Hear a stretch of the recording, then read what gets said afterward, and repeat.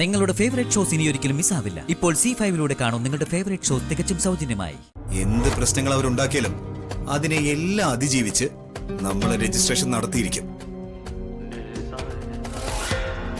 ഏതായാലും ലേലവുമായിട്ട് ബന്ധപ്പെട്ടുള്ള എല്ലാ ഡോക്യുമെന്റ്സും ഞാൻ ഇങ്ങോട്ട് കൊണ്ടുവന്നിട്ടുണ്ട്.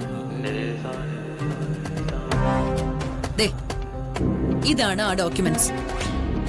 ഇത് അവരുടെ കയ്യിലെങ്ങാനും കിട്ടിയാ നമുക്കത് തിരിച്ചടിയാവും. ഓഫീസിലോ ഫാക്ടറിയിലോ വെച്ചിരുന്ന ഇത് അവരെടുക്കും. അവന് എല്ലാ ലോക്കറിന്റെയും ആക്സസ് ഉണ്ടല്ലോ. അതാ ഞാനിതെല്ലാം ഇവിടേക്ക് കൊണ്ടുവന്നത്. ഈ ഡോക്യുമെന്റ്സ് ഒന്നും ഓഫീസിൽ വെക്കരുതെന്ന് ഞാൻ ആന്റി ഓർമ്മിപ്പിക്കാനിരിക്കായിരുന്നു. എന്തായാലും ഡോക്യുമെന്റ്സ് എടുത്തോണ്ട് വന്നല്ലോ, നന്നായി. രജിസ്ട്രേഷൻ വിശാലും പാർവതിയും തടസ്സപ്പെടുത്തുന്നുള്ള ഭീതി ആന്റിക്ക് വേണ്ട. അതിനുവേണ്ട ചില മുൻകരുതലുകളൊക്കെ ഞാൻ എടുത്തിട്ടുണ്ട്. അതെന്താണെന്നൊക്കെ നാളെ പറയാം.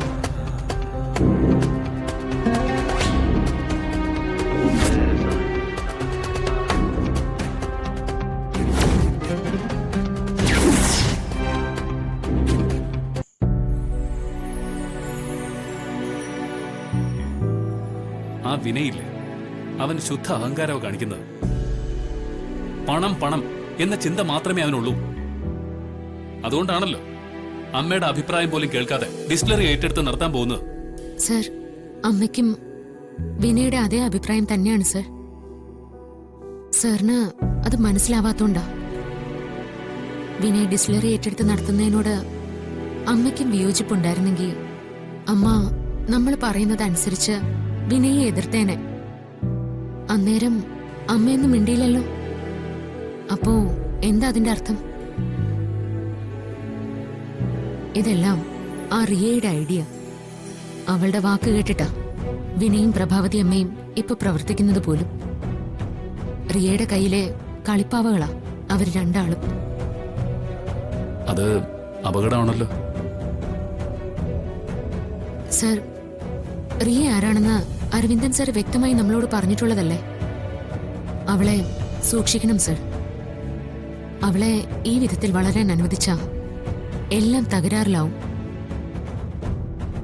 അതുകൊണ്ട് എത്രയും പെട്ടെന്ന് അവളുടെ നീക്കങ്ങളെ നമ്മൾ തടയണം.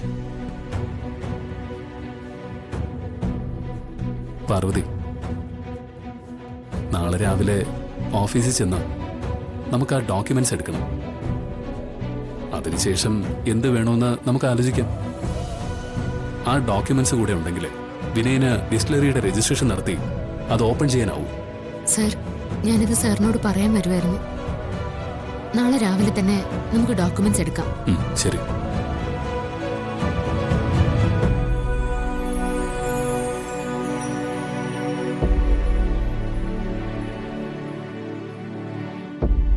ഞാൻ കുറെ നാളായി ചോദിക്കണമെന്ന് വിചാരിച്ചിരിക്കുന്നു. സാറ് ഇത് എന്താ ഇല സാരി കെട്ടിയിരിക്കുന്നേ? ഇത് ഓർമ്മ വെച്ച കാലം മുതലേ എന്റെ അരയിലുള്ളത്. മുത്തച്ഛൻ കെട്ടിത്തന്നാണെന്ന അമ്മ പറഞ്ഞിട്ടുള്ളത്. ഇതിലെന്തോ വലിയ രഹസ്യം ഒളിപ്പിച്ചു വെച്ചിട്ടുണ്ടെന്ന്. അതുകൊണ്ട് ഇതൊരിക്കലും നഷ്ടപ്പെടുത്തി കളയരുതെന്ന് അമ്മ എപ്പോഴും പറയാറുണ്ട്. അമ്മയും പോയി, മുത്തച്ഛനും പോയി. എങ്കിലും അമ്മയ്ക്ക് കൊടുത്ത വാക്ക് പാലിക്കാൻ വേണ്ടി ഞാനിതേ ഇപ്പോഴും സൂക്ഷിക്കുന്നു. രഹസ്യോ? എന്ത് രഹസ്യമായിരിക്കും ഇതിനുള്ളില്? അതൊന്നും എനിക്കറിയില്ല. പക്ഷേ ഒരു ക്ലൂ തന്നിട്ടുണ്ട്. ഞാൻ കല്യാണം കഴിക്കാൻ പോകുന്ന പെൺകുട്ടിക്കും ഇതിന്റെ രഹസ്യം അറിയാൻ പറ്റുമെന്ന്. അതാ ആകെയുള്ളൊരു സൂചന. ആ പെൺകുട്ടി ഞാനല്ലേ? അപ്പോ എനിക്ക് ഈ ഏലസിന്റെ രഹസ്യം അറിയാൻ സാധിക്കും. എവിടെ? എന്താ രഹസ്യമെന്ന് ഞാനും നോക്കട്ടെ. ആ രഹസ്യം എന്താന്നൊന്ന് അറിയാലോ. നോക്കട്ടെ നോക്കട്ടെ. പാർവതി, മദ്യക്കച്ചവടത്തിലൂടെ പണമല്ലേ നമുക്ക് കിട്ടുന്നത്? പണമല്ലേ നമ്മുടെ ആവശ്യവും? ലാഭമല്ലേ നമുക്ക് വേണ്ടത്? ഈ ലാഭം എന്ന് പറഞ്ഞേ വിനയുടെ ചെവിയിൽ തലയണ മന്ത്രം ഓതി ഇവള് വിനയെ ഒരുപാട് കഷ്ടപ്പെടുത്തുന്നുണ്ട്.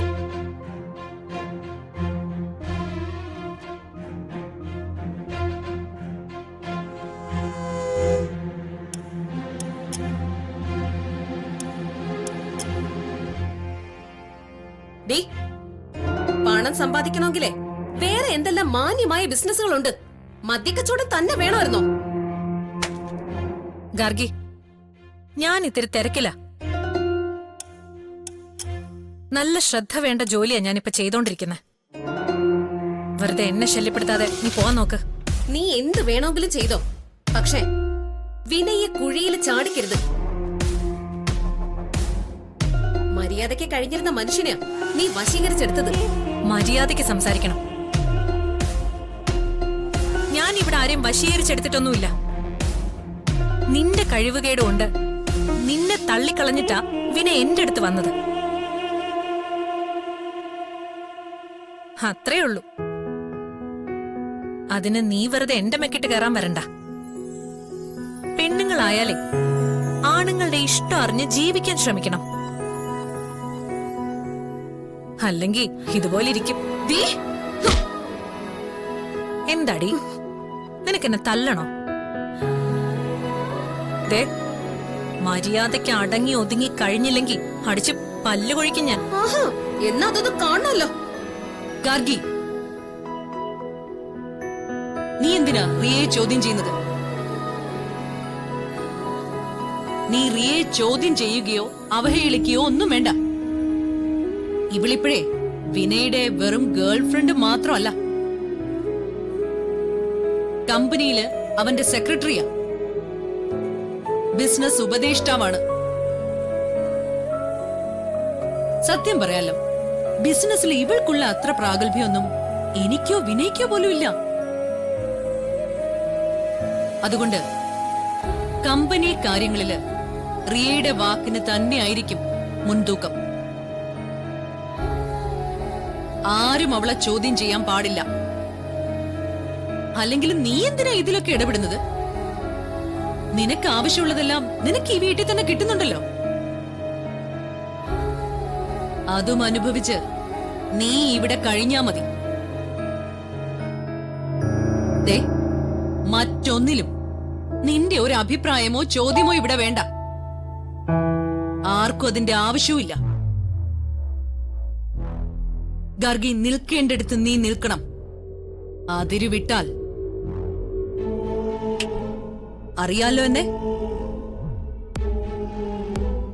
വെറുതെ എന്റെ കൈയുടെ ചൂടറിയാൻ നിൽക്കണ്ട.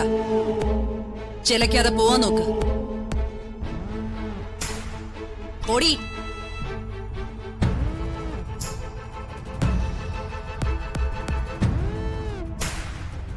റിയ, നീ ഇതൊന്നും കാര്യമാക്കണ്ട. നീ നിന്റെ ജോലി ചെയ്യും.